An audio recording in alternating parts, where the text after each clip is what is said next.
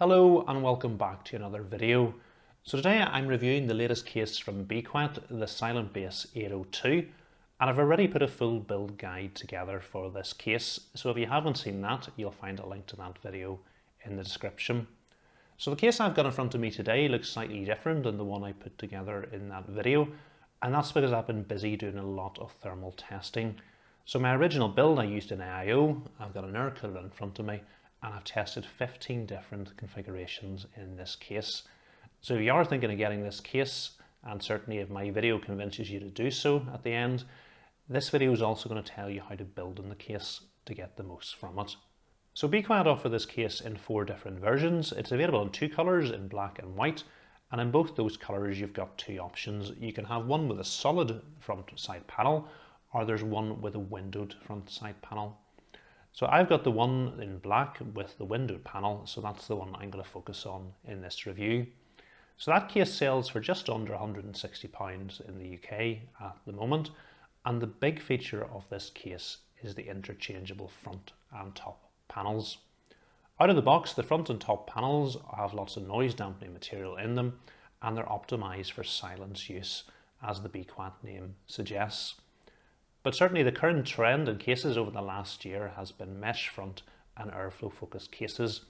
And BQuet did really well with this in their PureBase 500DX, and they want to offer the user an option. So in the accessory box, you've got an airflow focused front and top panel, which can easily be changed out. And I think this was a good decision by BQuet. It's nice to have the option of how you want to build in the case, whereas a lot of other case manufacturers are deciding this for you. There's only one version of the case, and that's what you have to go with. Okay, moving on to the case specs. Although this case is a mid-tower, it's certainly on the larger end of things, particularly height-wise.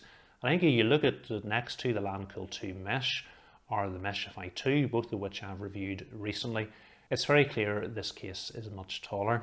It's also a heavy case, weighing in at over 13 kilograms. From a motherboard point of view, as you'd expect from a case of this size, it supports motherboards up to EITX. Power supplies, it's ATX power supplies up to a maximum length of 288mm.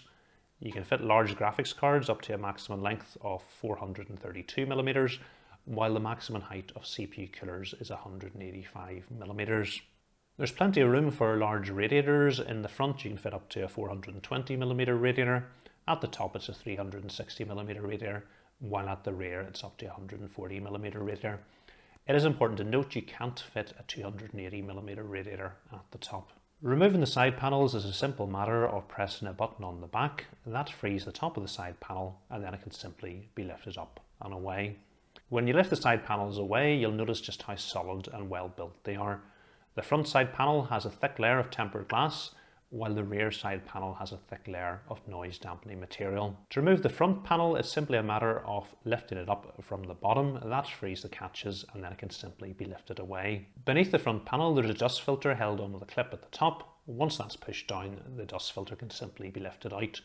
So I think you are going to have to include this dust filter in your build. If you look at the front panel of the case, the holes in it are actually quite large. They're certainly much larger than that in the Landcool 2 Mesh and the Meshify 2, and I think running that just with the front panel, a lot of dust would get into your case, so you're going to want to use that dust filter. There's also a dust filter at the bottom of the case, which can simply be pulled out from the bottom. Moving up to the top of the case, the standard top panel comes in 2 parts. There's a solid part at the front with a large layer of noise dampening material. Behind that you've got a vented area. Both of these panels are held on with magnets, and of course can be removed and changed out for the airflow focused top panel. Looking at the front I/O, we've got one USB 3.2 Gen 2 Type C port. There's 2 USB 3.2 Gen 1 Type A ports. We've got a separate headphone and microphone jack. There's a power and reset switch. We've also got a hard drive indicator LED, and we've also got a fan controller button.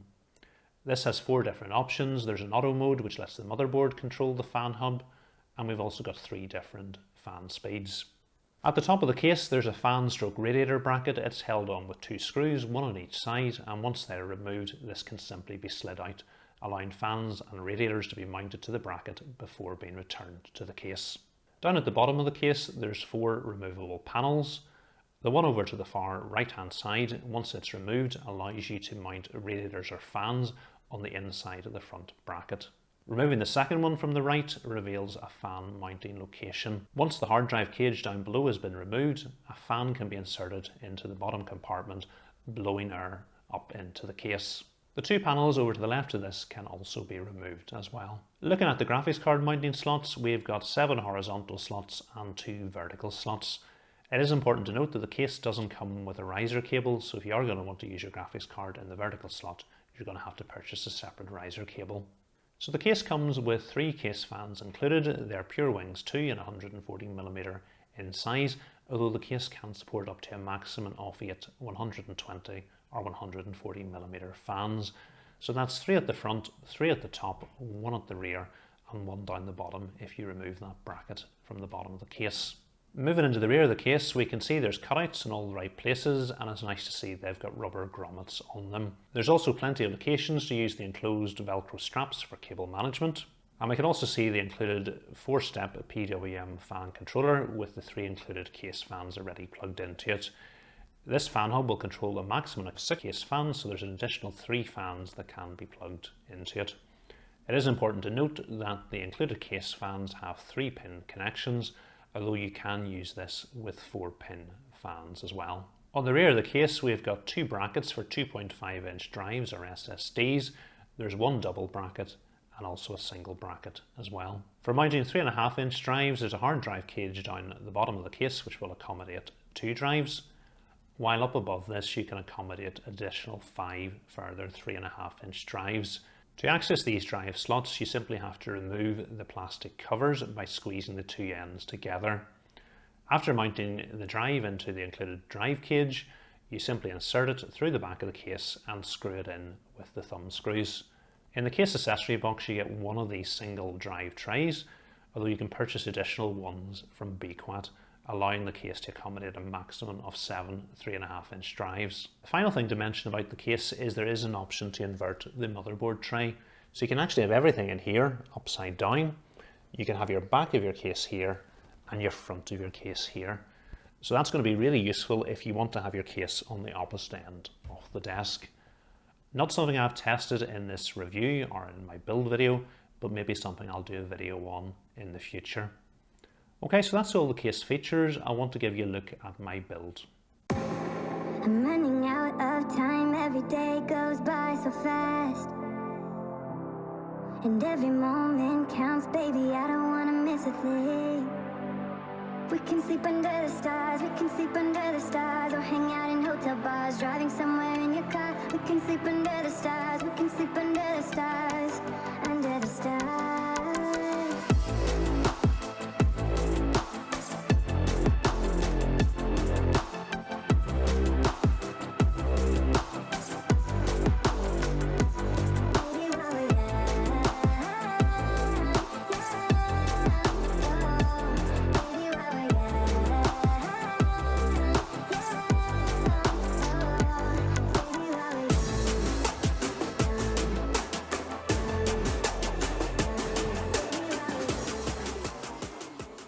Okay, so now we come on to some of the things I liked about the case, and I think the first thing I liked about this case is the look of it.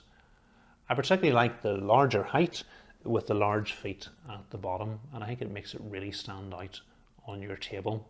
The second thing I liked about the case is the build quality. The moment you take those side panels off and feel the weight of them, you realise just how well built this case is. You've got a really thick layer of tempered glass at the front, and at the rear, the front and at the top, you've got a lot of noise dampening material. So I had no issues at all with getting any of the panels on or off. I had no issues with paint flaking, screws threading. The build quality was exceptional throughout the case. The other really important thing to mention is that the feet, whenever I was moving the case on the table, didn't leave any marks on my table. This hasn't been the same with other cases. I've had lots of other cases that have actually scratched my table or left black marks all over it. I also liked the options that came with the case. I liked the ability to change out the front and top panels from noise focused panels to airflow focused panels. I liked the included fan hub, and in particular the included fan controller button on the front of the case. The I/O was good, I like the Velcro straps for cable management much better than the cable ties, particularly useful for somebody like me who's going to be testing a whole range of different thermal configurations. So as well in this case, you've got the vertical GPU mount, you've got the option for mounting multiple drives, and although I didn't make use of these features in my build guide, it's nice to have them as an option. So I don't think there's really anything missing for this case, although a lot of the features you would expect in a case cost just under £160. Another thing I liked about the case was just how easy it was to build in. And I think that's in part due to the removable fan and radiator bracket at the top, but also due just how much space you've got at the top of the case. So I think if you were a first-time builder, you wouldn't have any trouble building in this case. The final thing I liked about the case was just how quiet my build was in it. This is something I've come to expect with Be Quiet, and that's largely in part due to the Pure Wings 2 fans that they include in it. They spin at quite a low speed and they generate very little noise. And at one point I had the build down on the floor, I pressed the power switch and couldn't actually tell that it switched on. So it's really pleasant to have the PC sitting up on the desk beside you. But more on that when we come on to the thermal testing later on. So this brings me on to some of the things I didn't like about the case, and this list is not only very small, but a lot of the things I'm going to mention are quite minor. The first thing I didn't like was having the multicolored HD audio cable on full display down the bottom of the case. So I mentioned this in my PureBase 500DX review as well as one of the few negatives that case had. And I can forgive this in a case that's intended to use fans down the bottom of the case, because obviously these cables are then going to be hidden. But in a case that's designed not to have fans down the bottom, this multicolored cable is going to be on full display, detracting from the look of the build. And I think it would be something that would be very simple for the manufacturers to extend that black sleeving a little bit further and hide these multicolored cables. So while I mentioned space at the top of this case is excellent and makes building quite easy, space at the bottom was a little bit more limited. I think Be Quiet have got the gap at the bottom just right, because you can certainly fit most of your front panel connectors and fan cables through it, and it looks nice and tidy. The only problem was my larger USB 3.0 cable. I couldn't get fitted down the bottom of the case, and I had to bring it through one of the rubber grommets at the side, even though my port was down at the bottom. So I think the gap is right, but what it would be nice if maybe somewhere over towards the right hand side the gap was slightly larger. You could then pass a bigger cable through, drag it along to the side and plug it in where it needed to go. But that's only a very minor point. The final thing I didn't like about the case was the bottom fan mounting location. It seemed a bit of a strange place to put a fan to me, because it was fairly far over to the right where it was going to be blowing air up into the case. And I had a bit of a worry that this was going to be taking air away from the graphics card rather than helping it. It was actually going to hinder the temperatures. And I also wasn't a big fan of the look of it. But again, this isn't a big problem. If you don't like the look of it, or when I do the thermal testing it doesn't perform well, you simply leave the panel on, and it doesn't have to be a negative with the case. So now we come on to, if I was building in this case again, would I do anything different? And normally when you put a build together in a case, you run into some problems, and if you were doing things again, you would do things in a slightly different order to avoid those problems. And this is the first time I've done a case review where I can say I wouldn't actually do anything different. I didn't run into any problems during the build, and that really backs up my earlier statement that this is really quite an easy case to build in. The only thing I would do slightly different from my original build video, and that relates to a software rather than a hardware issue, is that I would probably avoid the Dragon Center. Other users had reported some issues with it affecting performance. Certainly when I installed it only to get the RGB lighting control feature on our motherboard, but it installed an awful lot of other features. You can't install the lighting software by itself. While I didn't notice any adverse performance, a lot of other users have reported problems to me having installed it. Our motherboard only has a tiny little bit of RGB down at the bottom, and at the bottom of the motherboard there is an LED off switch. So I think if I was building again, I would simply have turned that off and avoided the whole issue of needing to install the motherboard RGB software, which can only be installed using the Dragon Center. But that's nothing to do with this case, that's just my original build video. Okay, so this brings us on to the thermal testing. Before we get on to the results, I want to explain how I do my thermal testing. So the first thing I do is I let the computer idle on Windows for a 30-minute period with no programs running in the background. Over that period, I record the lowest CPU and GPU temperature and note that as my idle temperatures. I then run an IDA64 stability test for 30 minutes with all components in the system being stressed and record the maximum CPU and GPU temperature over that 30-minute period. As well, I record noise levels over a 1-minute period, both at idle and under load, from 30 centimeters from the closed side panel. And I take the average noise level over that 1-minute period. So starting off with my original build that I put together in that video, and that was with the pure loop 240mm AIO at the top as an exhaust, 2 front intake and 1 rear exhaust, all pure wings 140mm fans, and using both airflow focus panels.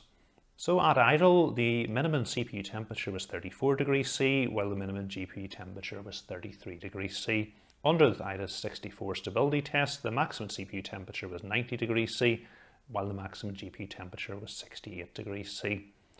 At idle, the average noise was 35 decibels, while under load, the maximum noise was 50 decibels.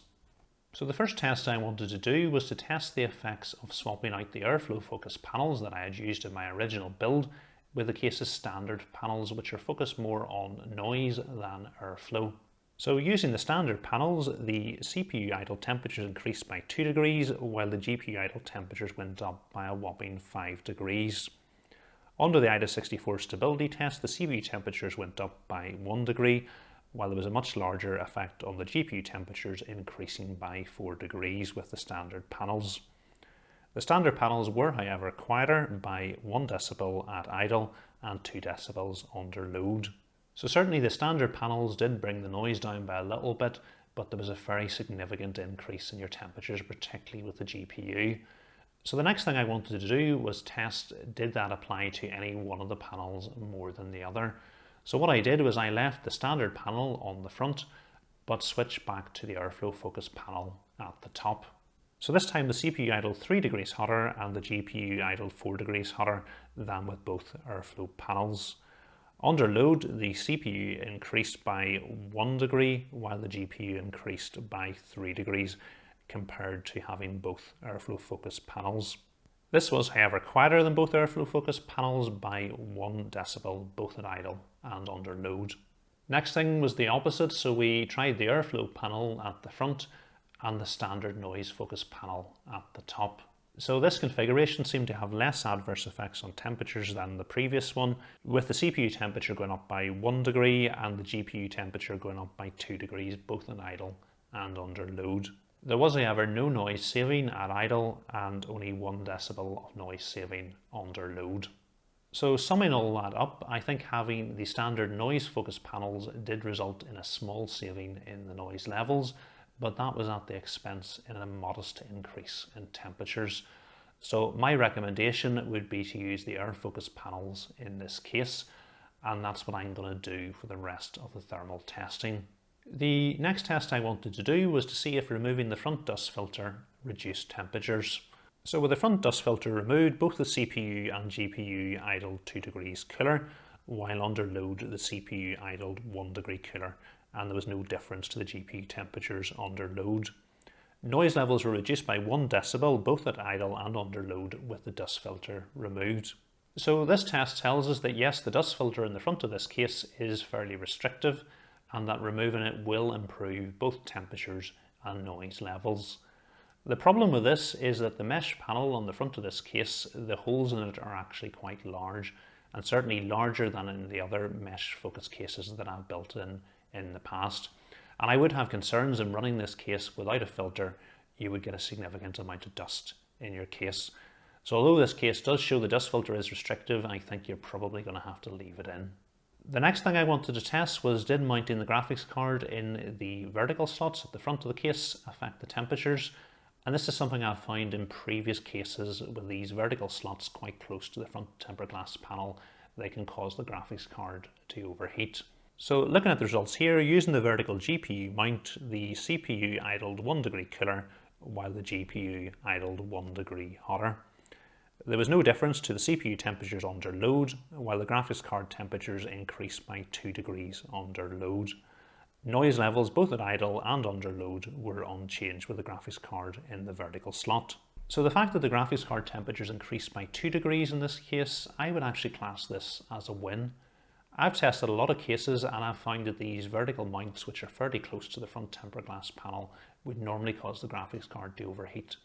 And I found a temperature difference of up to 20 degrees by having the graphics card in the vertical slot at the front and having it in the horizontal slot further back from the tempered glass panel. So a 2 degree increase in temperature is actually fairly small. And if you thought your graphics card looked much better in this orientation, that's a very useful feature to have. In our particular build, I thought the graphics card looked quite bad in this vertical slot, and it also ran hotter, so it wouldn't be something I would recommend for this GPU. The only other thing to mention, this is quite a thin graphics card at only 2 slots in thickness. If you were to use a thicker graphics card, the fans would be closer to the front, and that may adversely affect their airflow. The next thing I wanted to do was test the effects of adding a bottom intake fan.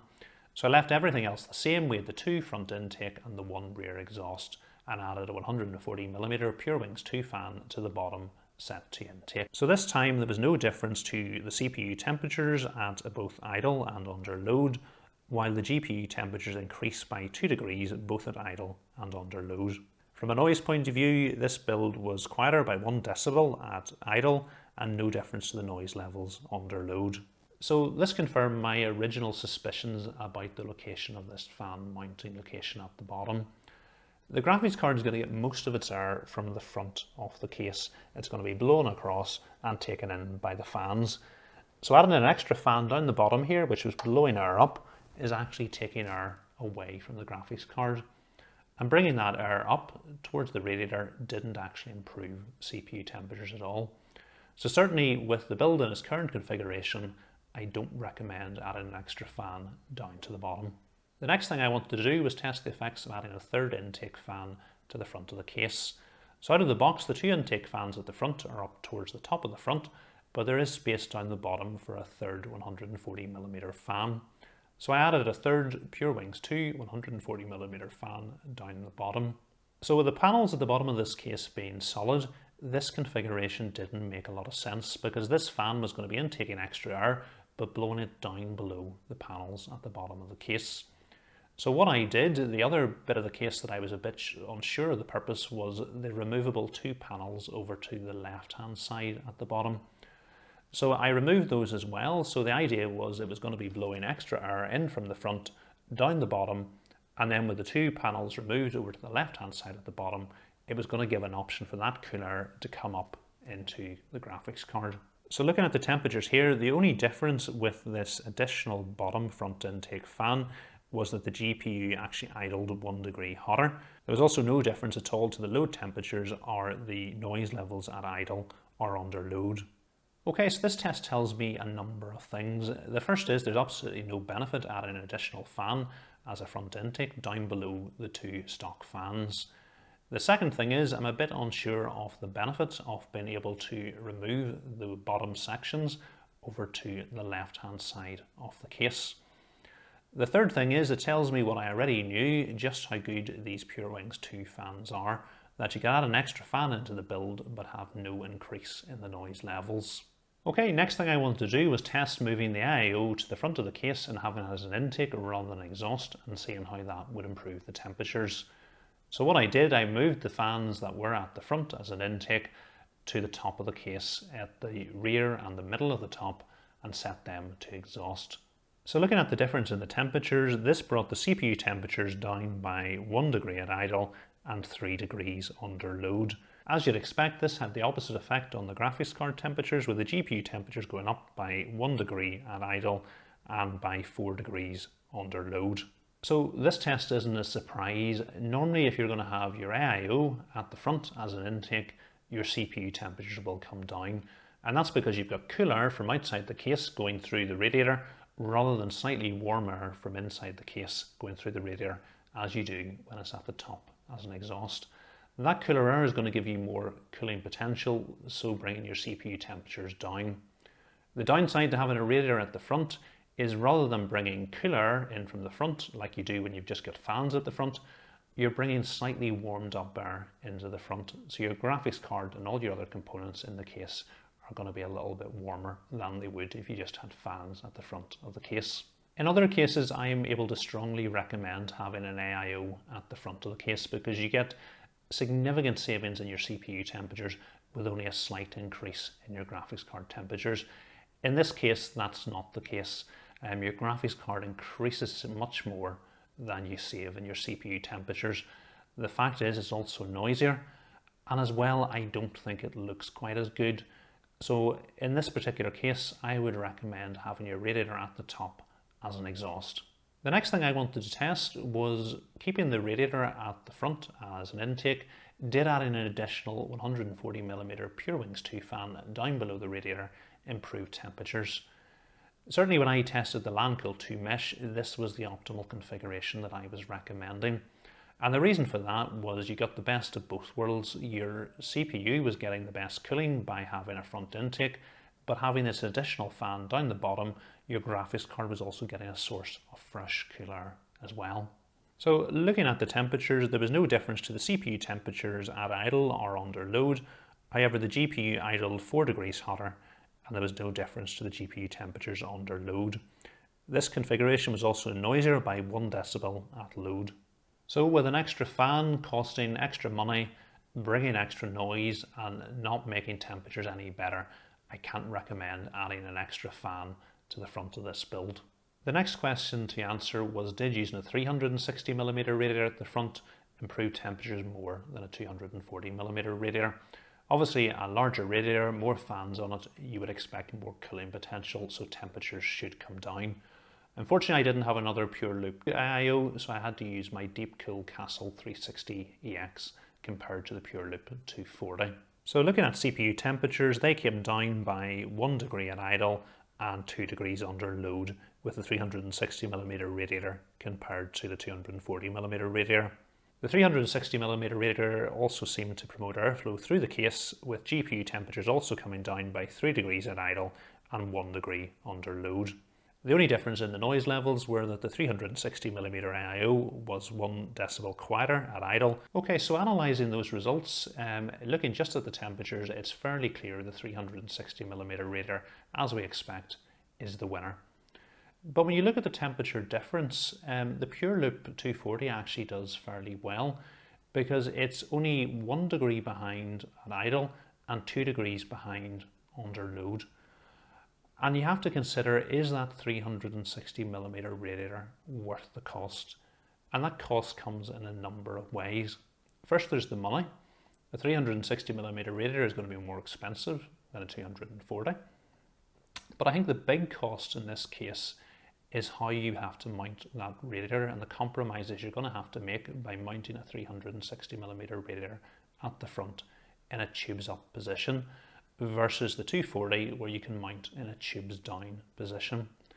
This is something that's become very trendy recently after a Gamers Nexus video showing that front mounted radiators with tubes up were associated with more noise.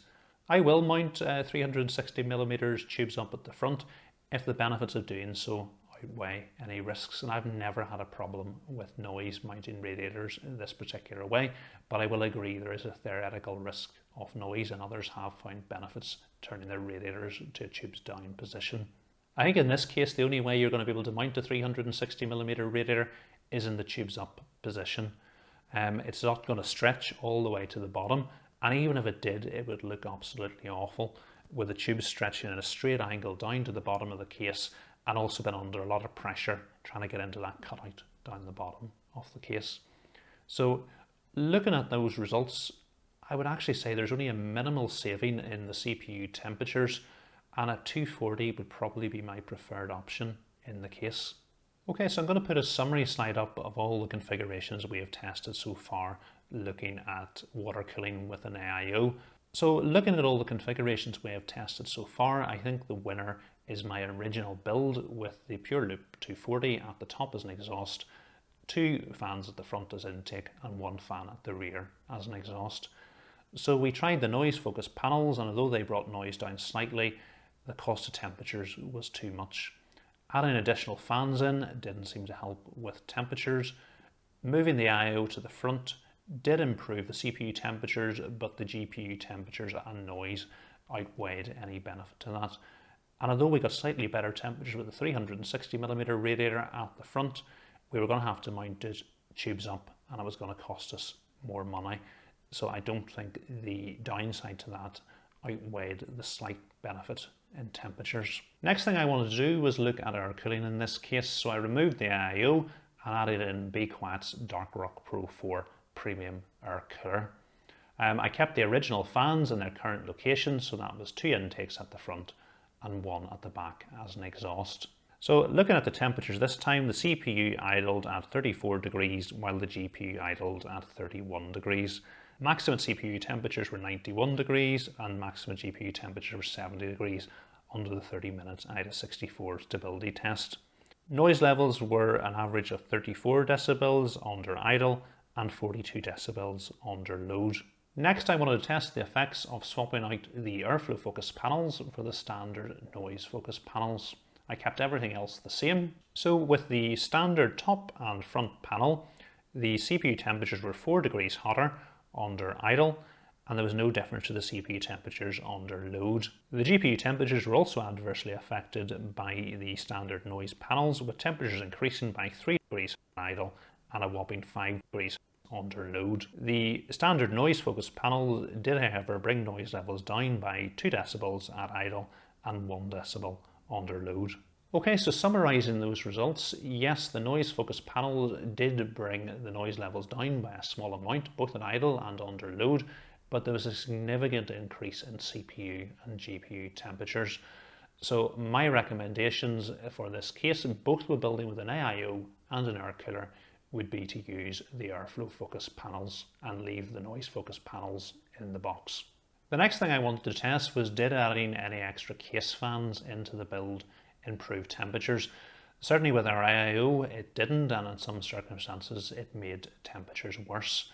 So the first thing I wanted to do was add some extra fans to the top. So I added 3 fans along the top. The first 2 fans over to the right hand side I set as intake, because they would be bringing cool air in and hopefully promote more airflow through the cooler. The one over to the left hand side I set to exhaust. So looking at the temperatures with the additional 3 fans added into the top, this didn't seem to be a good idea. The CPU idled 2 degrees hotter and the GPU idled 4 degrees hotter. There was no difference to the CPU or GPU temperatures under load. However, the noise levels went up by 2 decibels under load. The next thing I wanted to do was give the bottom fan mounting locations another chance. So what I did was I added the 3rd intake fan down at the bottom on the front and added an additional intake fan down the bottom of the case. This was really the only situation I could see that bottom intake fan helping, in that it could actually blow more cool air up and in front of the CPU cooler. But I was worried that this cool air would be going away from the GPU, and it seemed like cooling the GPU in this case was more of a problem than cooling the CPU. So looking at the temperatures this time, with those 2 additional fans at the bottom, the CPU idled 1 degree hotter while there was no difference in the CPU temperatures under load. GPU temperatures increased by 5 degrees at idle and 2 degrees under load. There was also an additional 1 decibel of noise under load. Okay, so it seems fairly clear in this case, both with water cooling using an AIO or air cooling, adding additional fans to the 3 stock fans that come with this case offers no benefit, and in many cases it has adverse effects on the temperatures. So stick with the 3 stock fans. That's the 2 Pure Wings 2 fans at the front as intake and 1 at the rear as exhaust. So now it's time to answer the question, should you build in this case using an air cooler or an AIO? And when we're dealing with a question like this, it's important to break it down into aesthetics, thermals and noise levels. I think from an aesthetic point of view, I think the build I've got in front of me at the moment, it looks good. But my original build with the AIO looks better to me. But that's subjective and a personal choice. If we look just at temperatures, the AIO was the winner, with CPU temperatures being 1 degree cooler under load and GPU temperatures 2 degrees cooler. Looking at the noise, we've got a very clear winner, and that is the air cooler. So noise levels were down by 1 decibel at idle, but a whopping 8 decibels under load. So I think summing all that up, it depends on which of those 3 factors is most important to you. I think the one that has the biggest difference is certainly the noise levels, and this PC at the moment with the air cooler is really pleasant to be sitting beside, even up on the desk under full load. So I'm going to put a summary slide up now of all the 15 configurations I've tested in the case, so if you want to have a closer look at that, go ahead and pause the video now. So now we've reached the point of the video where I need to tell you, should you go out and buy this case? And I think it's fairly clear from everything I've said so far that I really liked the Silent Base 802. I think it's a great looking case. You can get some pretty good temperatures in it, both with air cooling and with an AIO. And as well as the name suggests, you can come up with a really quiet PC. This is in fact the second quietest PC that I have built. It was only beaten by 2 decibels, both at idle and under load, by the PureBase 500DX, which was another case from BQuat that I was really impressed with. This case is obviously in a higher price bracket, but it does offer a lot of additional features over the 500DX. So the features are worth the money to you. I would recommend going out and getting it. From me, I am planning on moving my main system into this case. I've been that impressed with it. And in particular, it was the low noise levels and having the PC up on the desk right beside me. That's really important for me. Okay, so hopefully you find this video useful. And if you are thinking of building in this case, it's helped you decide, 1, should you get it? And 2, how you should build in it. If you have found the video useful, I'd appreciate a thumbs up. And if you're not currently subscribed to the channel, please hit that subscribe button. The channel is growing really well, but your subscription can make a difference and help it grow even faster and help my videos reach more people. If you have enjoyed this video, the chances are you'll enjoy the other videos I've got on the channel. There's loads of other PC related content. So please go ahead and check those out. Okay, that's everything for now. I'll see you in the next video.